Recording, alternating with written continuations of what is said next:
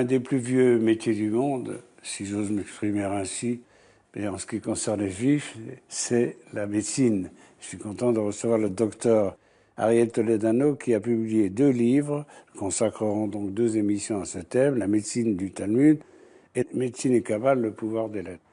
Alors, on sait que très traditionnellement, les Juifs ont été médecins et même une bonne partie du temps, les médecins des papes étaient juifs. Je pense que vous êtes au courant. Oui. Donc c'est une très ancienne tradition chez nous. Et donc vous vous êtes intéressé à la médecine dans le Talmud, où, je dois dire, beaucoup de pages concernent les problèmes médicaux, tant les problèmes éthiques que divers diagnostics, thérapeutiques, etc.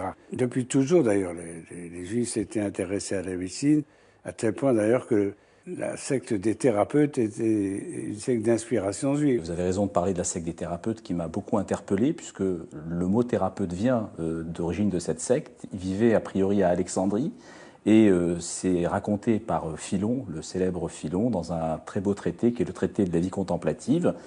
Mais pour en revenir à la médecine du Talmud, moi j'ai été surpris en m'intéressant donc à la médecine dans le Talmud, de voir des descriptions très intéressantes des maladies, faites par des rabbins qui me donnaient l'impression d'être les précurseurs de la sémiologie. Je vois de nombreuses maladies, la rage, tout ce qui est décrit dans mon livre, avec de la précision qui ressemble à des sémiologistes de talent.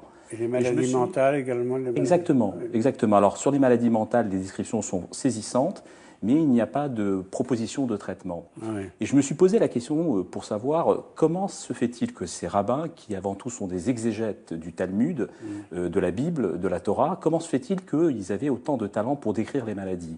Et je me suis aperçu, et c'est, vous savez, cette notion qu'on dit que la langue hébraïque est polysémique, et le mot hot, qui veut dire lettre, veut dire également signe.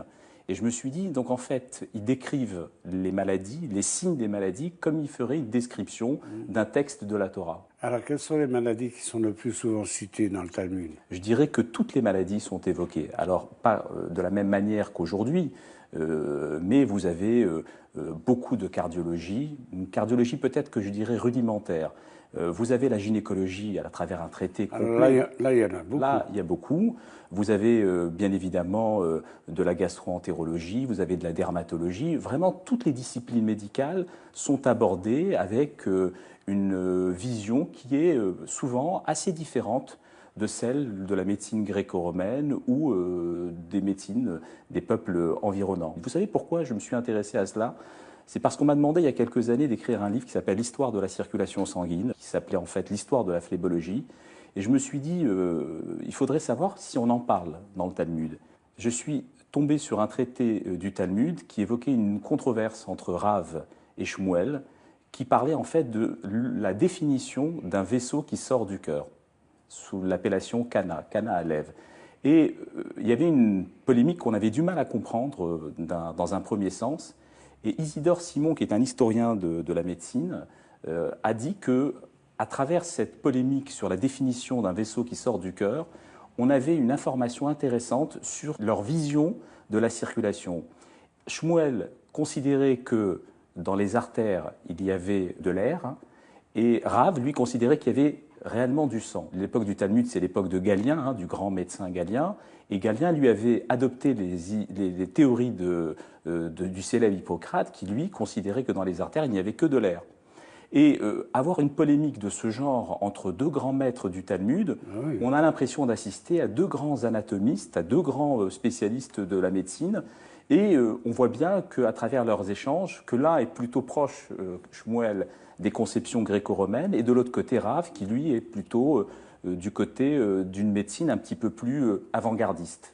Alors il y a un élément intéressant du Talmud que vous citez dans votre livre, à savoir que le Talmud soutient que jusqu'à la mort du patriarche Jacob, les hommes n'étaient pas malades. La maladie serait un phénomène, un symptôme nouveau dans l'histoire. Dans les textes de la tradition, on dit que c'était Jacob qui a imploré Dieu pour tomber malade, mais pour mourir en fait d'une maladie mortelle. On estime qu'il y avait d'autres maladies, puisqu'il y avait des médecins dans d'autres peuplades environnantes, mais la maladie qui entraînait la mort, c'est Jacob qui a imploré. Pourquoi ? Parce qu'il ne souhaitait pas mourir dans une forme de compulsion.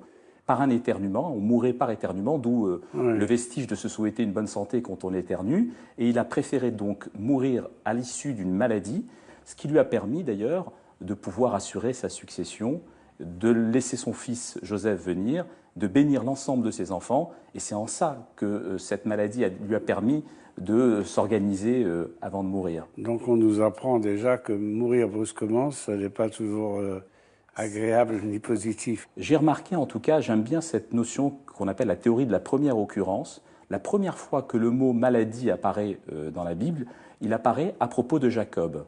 Et la première fois que le mot médecin apparaît dans la Bible, il apparaît encore à propos de Jacob, mais de manière totalement inappropriée. C'est à propos, vous savez, quand il est mort, Joseph a demandé à ce qu'il appelle les médecins de venir embaumer donc le rite funéraire égyptien Jacob. Et le texte dit, ce sont les médecins qui vont le faire. Il appelle des médecins pour faire ça. Et nous savons très bien, ceux qui s'intéressent à la médecine égyptienne, la médecine des pharaons, que ce ne sont pas des médecins qui font cela. Ce sont plutôt des prêtres. Ce qui est intéressant, c'est qu'on parle beaucoup de guérison dans la Torah. D'abord, on dit que lorsque quelqu'un est malade, il faut le soigner.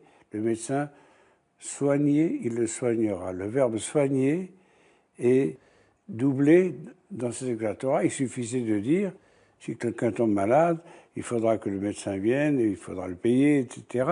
Mais là, on dit soigner, il le soignera. Et un commentaire hassidique disait, la fonction du médecin, c'est de soigner et pas de condamner. C'est pour ça qu'on dit soigner, guérir, il le guérira. Pour dire, c'est pas au médecin de dire qu'il est à l'article de la mort.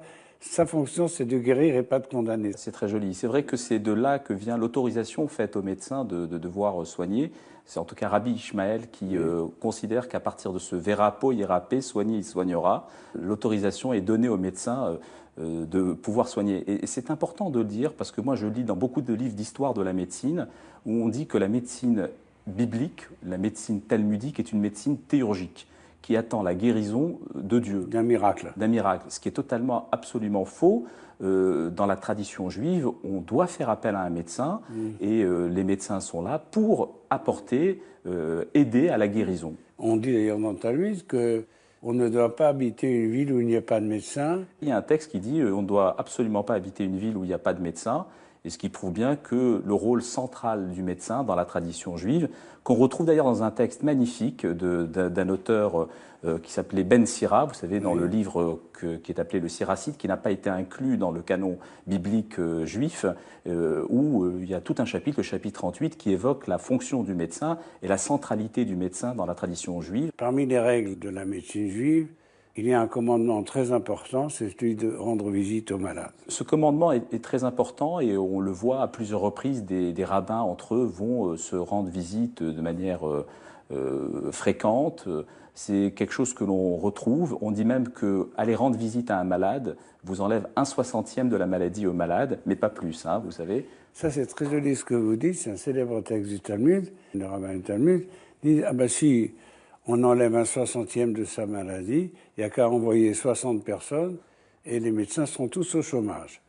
Et le Talmud répond, non, parce qu'il est écrit 60 personnes qui l'aiment autant qu'elles s'aiment elles-mêmes. Donc ceux-là, ils ont la possibilité de lui enlever 1/60 de sa maladie. Donc c'est pas demain la veille que les médecins seront au chômage, je pense.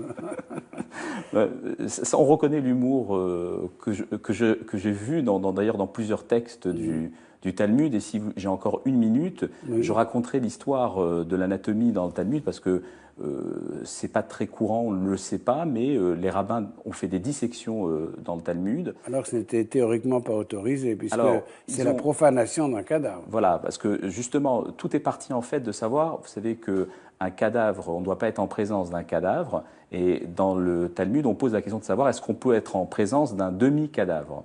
Alors, on me pose souvent la question, mais ça veut dire quoi un demi-cadavre? J'ai dit c'est de l'humour talmudique. Mais en tout état de cause, ils ont fait des dissections et sont tombés sur en fait une description précise de l'ensemble des os et ils arrivent à un chiffre que les rabbins remettent souvent dans les prières, dans les liturgies, qui est le chiffre de 248, c'est-à-dire qu'un corps humain serait constitué de 248 os. Parce que 248, c'est le nombre des commandements positifs. Exactement. Et dire qu'il y a 248 os ou nerfs, ou entité, ou muscles, etc., entités dans le corps humain, ça veut dire qu'il faut servir Dieu de tout son être, de tout son corps, que le corps humain n'est pas impur, comme on peut le penser dans certaines civilisations, ou de la simple matière, mais qu'il y a une sainteté du corps et que, tout comme 248, c'est le nombre des commandements, c'est aussi le nombre des membres humains. Et ce qui m'a beaucoup interpellé, parce que c'est quelque chose de très important dans la tradition juive et dans la tradition talmudique, c'est l'unité du corps et de l'esprit. Et donc, ce qui fonde dans la tradition juive cette unité, l'unité de Dieu, c'est la prière du Shema, ce qui est la prière qui symbole cette unité de Dieu. Oui, la profession de foi juive. Et ce qui est assez surprenant, c'est que cette prière est constituée de 248 mots. Vous voyez, c'est assez incroyable par rapport à cela. Oui. Et celui qui est le symbole, le patriarche qui est le symbole de l'unité, celui qui a découvert, entre guillemets, le monothéisme, qui est Abraham. Oui. Abraham, quand vous faites la guématria, la correspondance numérique de son nom, oui. Aleph, Bet, Resh, He, Mem, vous obtenez également le chiffre 248. Vous voyez que ce chiffre 248 est vraiment très important dans la tradition juive, et c'est pour ça que dans ces descriptions anatomiques, il fallait à tout prix qu'on retrouve ce chiffre 248. Et vous avez aussi le mot Rechem en hébreu, oui. qui veut dire la matrice, qui est celle qui permet le vecteur, voilà, l'utérus, qui est vecteur de lendemain, puisque c'est par l'intermédiaire de l'utérus qu'on crée un individu. L'utérus également, 248. Ce qui est magnifique, c'est que 248, c'est aussi la valeur numérique du mot Rachem, l'utérus, oui. et qui signifie aussi la miséricorde et la compassion. Tout à fait. Parce qu'on dit que le sexe féminin, finalement, par sa capacité de reproduire et reproduire encore des naissances, c'est aussi un signe de l'amour de Dieu pour ces êtres humains et de l'amour des femmes pour les enfants. Il y a un texte très curieux du Talmud qui dit que le meilleur des médecins mérite la mort. L'enfer, plus exactement, mérite l'enfer. On explique pourquoi. Parce qu'il y a 18 bénédictions chaque matin, 3 fois par jour, et une de ces 18 bénédictions, c'est « Béni soit l'Éternel » qui guérit les malades. Et les Chassidim disaient, les médecins s'imaginent que c'est eux qui guérissent. Et c'est pourquoi Tov, ça fait 17. Le meilleur, la valeur numérique, c'est 17. On dit, le médecin, il aimerait bien qu'il n'y ait que 17 bénédictions et qu'on n'ait pas Dieu comme rival pour guérir les gens. C'est pour ça qu'on dit, le meilleur des médecins mérite la mort. Mais ce que le Talmud va dire, c'est que les médecins ne doivent jamais oublier que le malade est dans la main de Dieu. Bien sûr. Alors ça, parfaitement, le médecin n'est qu'un intermédiaire. Avant la maladie, il y a le remède. Donc vous voyez, donc, les remèdes sont là. Bien sûr. En charge au médecin à les trouver. Vous savez, on va terminer sur un mot d'humour. Les rabbins chassidiques disaient, il est écrit dans Talmud que Dieu a créé la guérison avant la maladie. Donc, Dieu fait de la prévention. Et ils disent, c'est pour ça qu'on parle dans la Torah du divorce avant le mariage. C'est vraiment très méchant. Alors, je rappelle le titre de vos 2 livres, La médecine du Talmud, aux éditions InPress, et Médecine et Kabbale aux mêmes éditions, et un prochain rendez-vous pour parler de médecine et Kabbale.